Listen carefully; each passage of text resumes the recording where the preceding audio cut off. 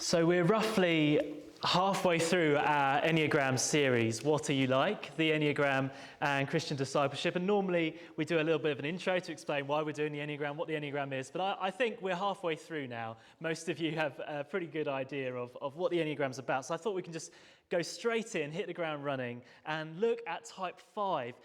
And type 5 is the investigator, also known as the observer. And one Enneagram author describes the 5 like this. 5s see everything, hear everything, and hold on to everything. And I think that's quite a good kind of, brief summary of a 5. And the biblical character we'll be looking at is Zacchaeus, who climbed a tree to see and to hear Jesus. And part of Jesus' challenge for him was to let go of those things that he was tightly holding on to. First, let's start how I normally start one of these sermons with 3 things that 5s struggle with. 3 things that 5s struggle with. And the first one, it's going to sound quite bleak, but just stay with me. So the first thing that a 5 struggles with is feelings of inadequacy and emptiness. Feelings of inadequacy and emptiness. And we all experience feelings of inadequacy and emptiness, don't we? But 5s, it's particularly acute. And I think we need to start here because for all of us, what's going on underneath the surface, it motivates our behaviour. And if we just look at on the surface kind of behaviour and think about in church behaviour management, how we can be nice people, good people, and not really think about what's going on underneath, then we're really only thinking about the symptoms, not the underlying issue. So to actually look at this fear of inadequacy, these feelings of inadequacy and emptiness, it's really important here. So 5s, whether they're aware of it or not, they are afraid that they have little value or are not worth very much. And much of this is subconscious. But it's this that drives their behaviour.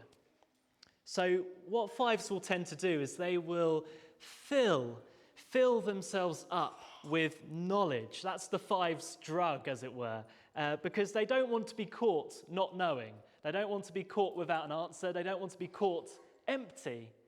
And so they will fill themselves with knowledge and perceptions. The worst thing for a 5 would be to be uninformed or humiliated. So 5s will accumulate knowledge and accumulate new ideas. We might say they hoard knowledge and hoard ideas. They want to perceive it all and kind of join up all the dots in their thinking. They often become researchers or inventors or philosophers. 5s are quite happy up the ivory tower, that's fine, or up in the tree, as it was for Zacchaeus. They love kind of questioning things objectively and exploring things in detail. They prefer observation to participation. I'll say it again. They prefer observation to participation. And that's a really important characteristic. We might think of Zacchaeus here. He goes up the tree to see and perceive Jesus. They prefer observation to participation.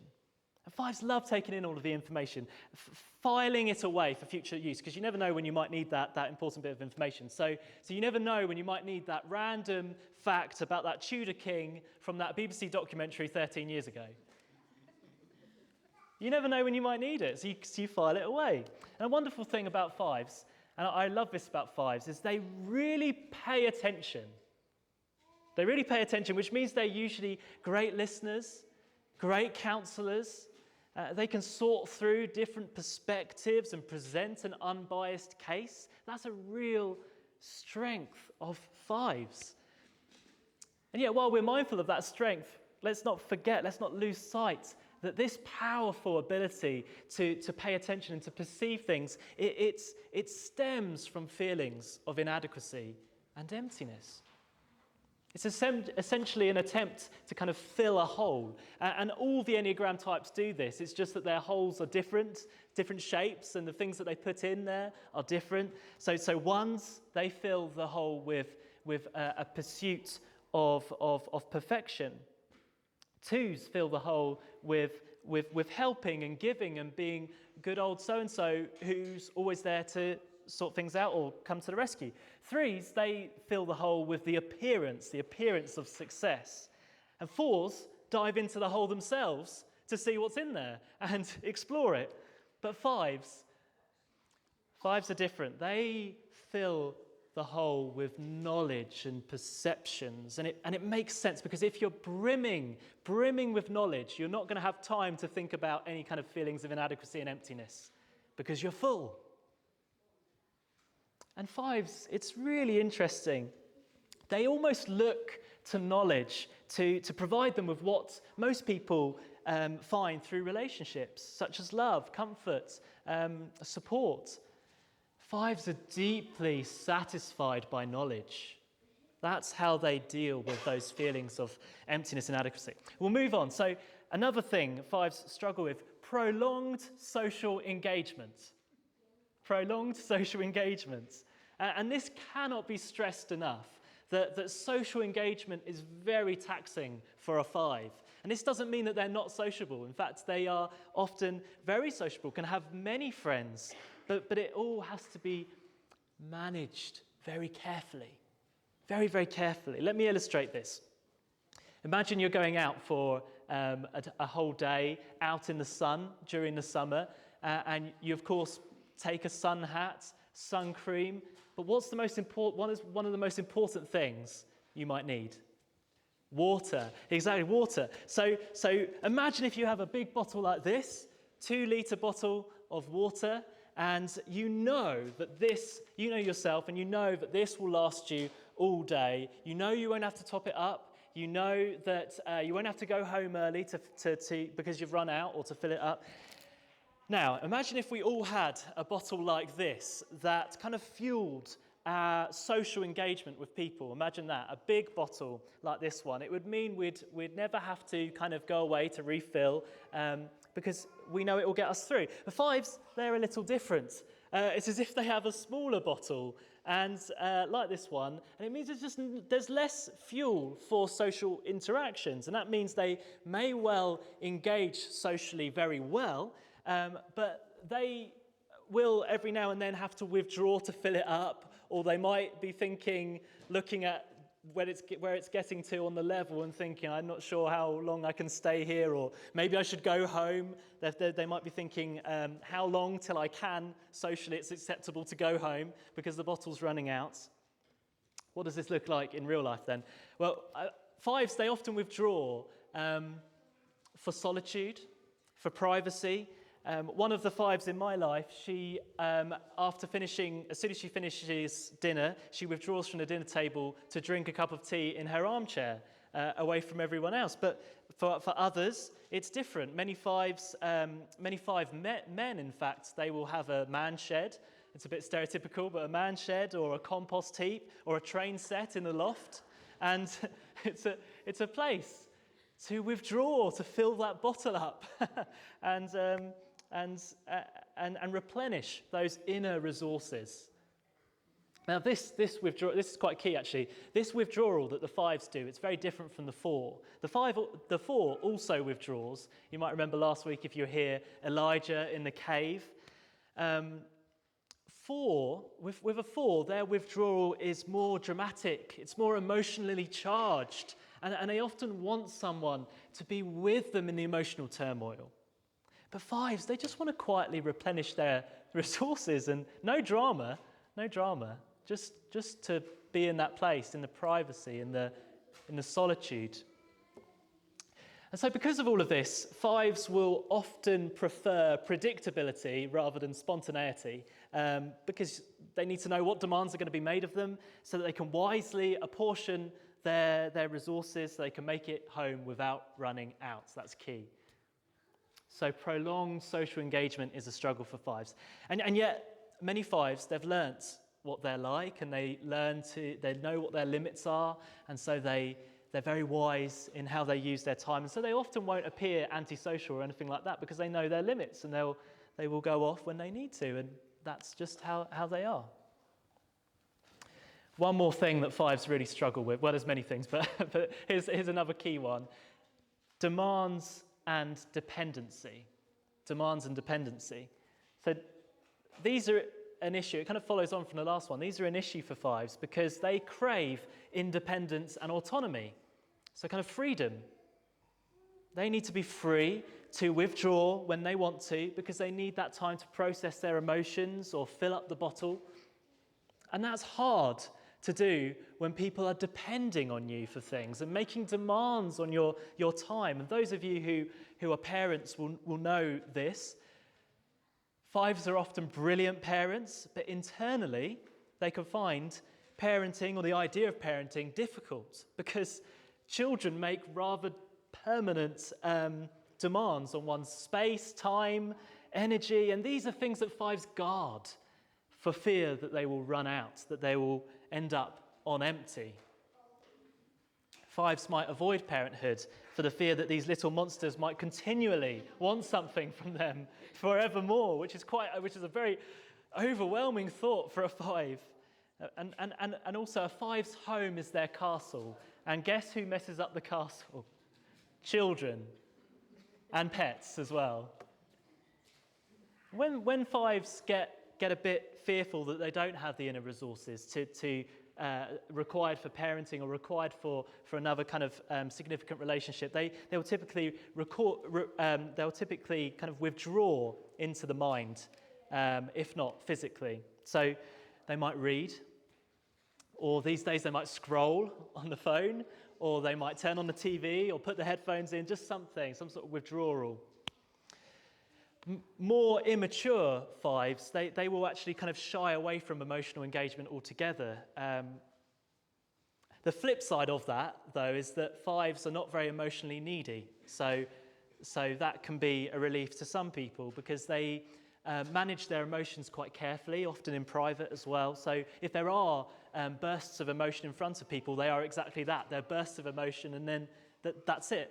So they don't kind of suck the life out of people emotionally at all.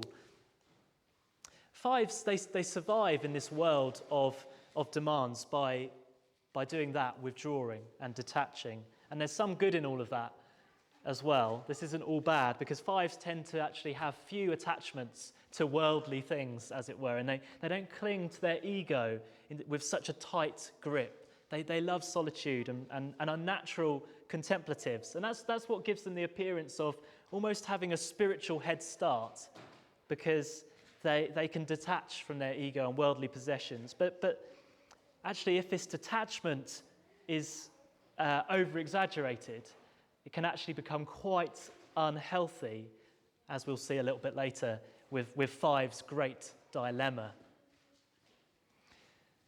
Before we get there, just quickly, what are fives like when they're experiencing stress? What are fives like when they're experiencing security or thriving in life? So in stress, fives go to the not so healthy side of seven.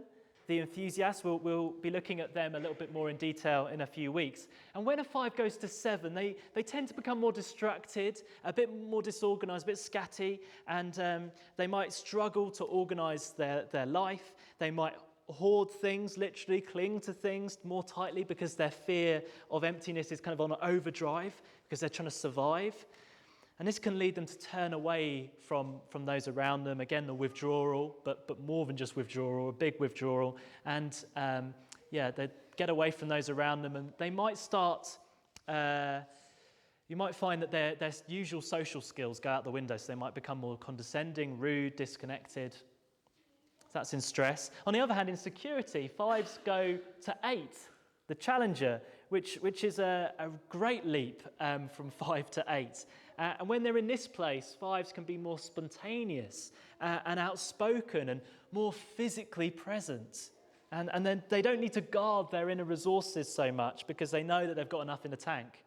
They know they've got enough in the tank, and they can leave their heads and be fully embodied, fully in the world, in the present. So when a five is in a good place, healthy place, they are wonderful, wonderful people to be around. Like all the numbers are in there when they're in a healthy place, wonderful people to be around.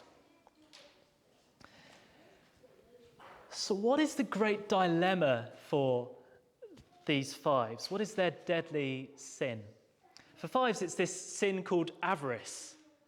Avarice, which we don't really use that word very much in ordinary conversation. But avarice is often defined as extreme greed, but don't get the wrong idea with fives, because it's not that they accumulate more and more possessions, although they might do, but it's not so much like that. In fact, many fives, they live very modest lives and take great joy in living modestly. But no, for fives, the avarice is a special kind of greed that seeks to clench and protect whatever they do have, whatever little they do have. And this avarice, it comes from a scarcity mentality, this fear, and it might be subconscious, that there isn't enough to go around, and that if we're not careful, we'll be left empty, we'll be left with nothing. That's the big fear. It's the big fear for a five, emptiness. And this fear might be linked to experiences, perhaps early in life, when their needs were not met. That's important to mention. And sometimes a scarcity mentality is actually the only mentality a particular person can have, because their needs are not being met in the present, and that's something to realise. Scarcity mentality is not necessarily something bad. It's just a reality for some people if their needs aren't being met. And we as church and in society, it's important that we can do everything we can to prevent that. But what often happens is we take the scarcity mentality along with us, even when our needs are met. Say in the present, our needs are being met, but we still feel there's not enough, and we almost get stuck. And that's the experience of a five. So what happens with a five then is that this scarcity mentality leads the average five to hoard time, space, possibly even affection. And then that hoarding takes the form of withdrawal, which we've already looked at. Fives will withdraw into the castle. The castle might be their home, the armchair, the loft, the shed, the compost heap. And for Zacchaeus, the withdrawal was up a tree. And his main reason for that was he was too short to see Jesus. That was the reality of it. It was his need to perceive and gather knowledge. Who is this Jesus? I need to know about him. I need to know. So if someone asks me, what do you know about Jesus? I'll have an answer to give. So he needs to see. So he gets up that tree. But his life actually was marked by another kind of withdrawal. It was a more social withdrawal. He had become a tax collector, making himself very unpopular by aligning himself with the Roman oppressors. And a text even suggests that he may have been overcharging people their taxes and keeping some for himself as well. And I can imagine that would have given him great financial independence and security, which is something that fives crave, because if you're financially secure, you have this certain kind of freedom where you can do what you need to do when you need to do it. So for these reasons, Zacchaeus probably didn't want to be in the rabble, in the crowd.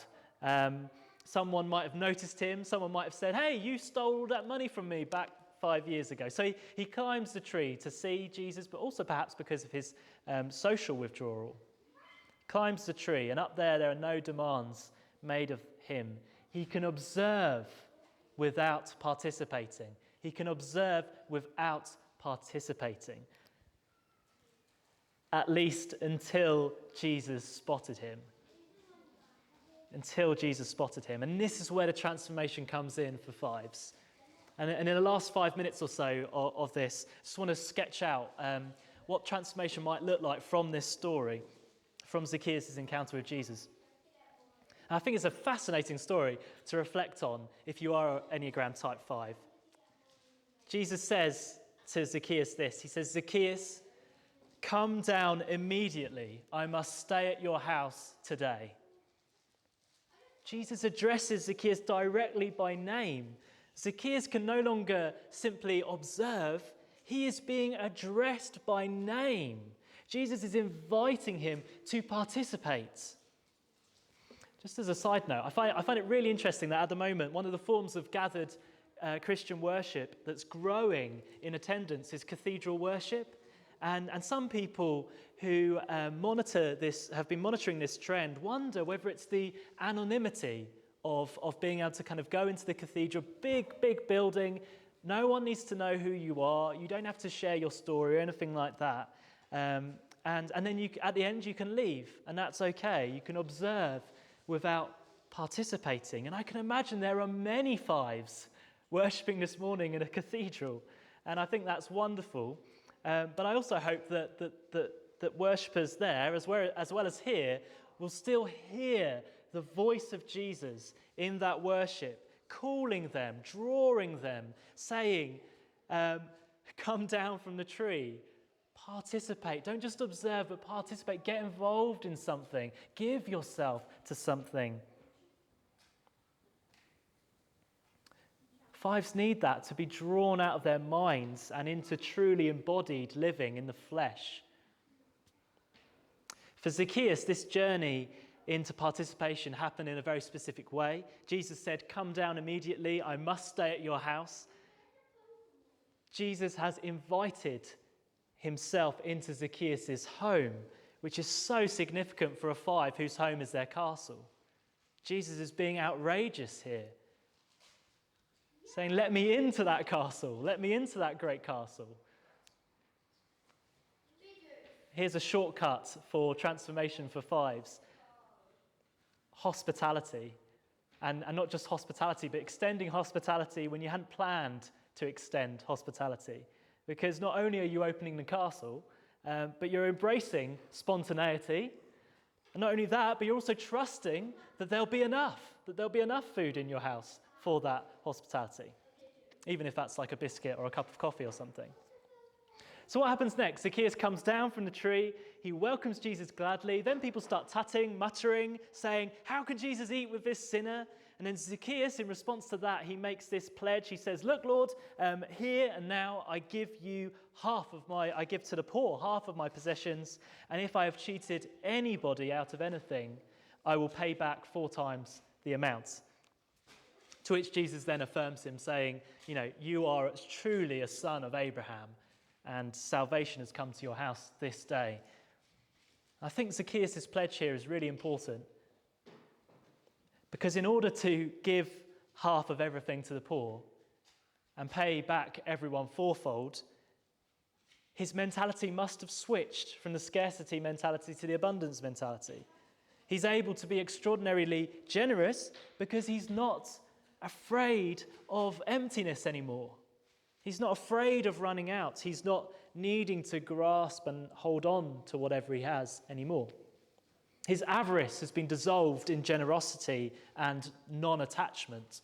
So he's no longer clinging. Normally at the end of one of these sermons, I'll give kind of like 3 or 4 ideas, brief practical steps. But for fives, I think there's only one, and it's this. And it's for all of us, actually, whether you're a 5 or not, because we all have 5 in us and we can all hear from this. But reflect on the incarnation of Jesus Christ. That's the one thing. Reflect on the incarnation of Jesus Christ. And I'm going to read some verses now from Philippians. Feel free to close your eyes if you want to, but you don't have to.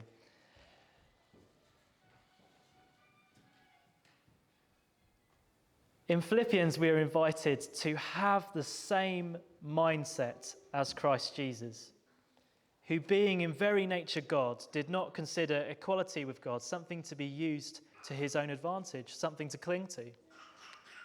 Rather, he made himself nothing by taking the very nature of a servant, being made in human likeness, and being found in appearance as a man, he humbled himself by becoming obedient to death, even death on a cross.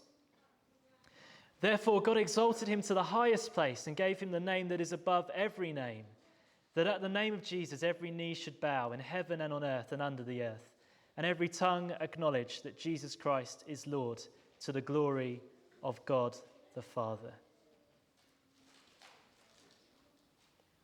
Feel free to open your eyes.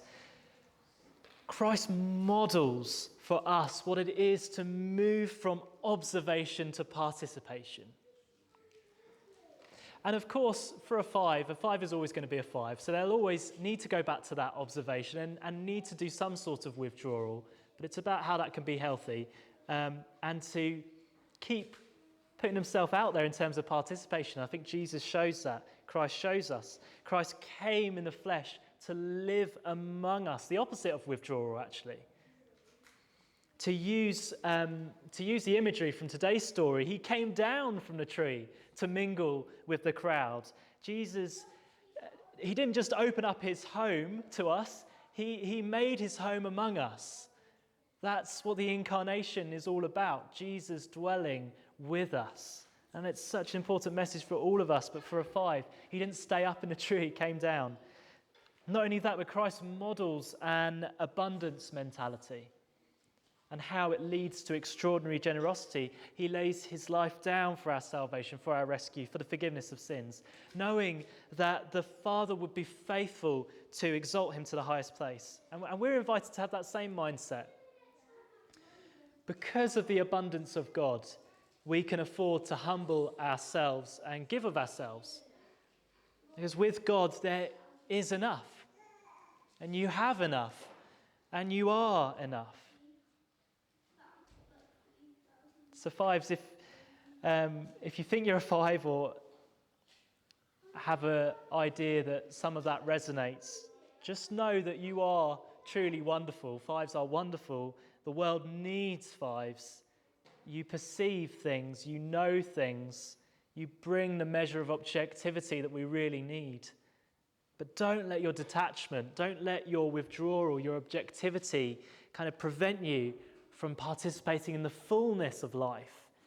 In the flesh, participation, not just observation, participation. Hurry down from the tree. Invite us in. Give us some food. And trust that the abundance of God means that there is enough and that you are enough and that you have enough. Amen.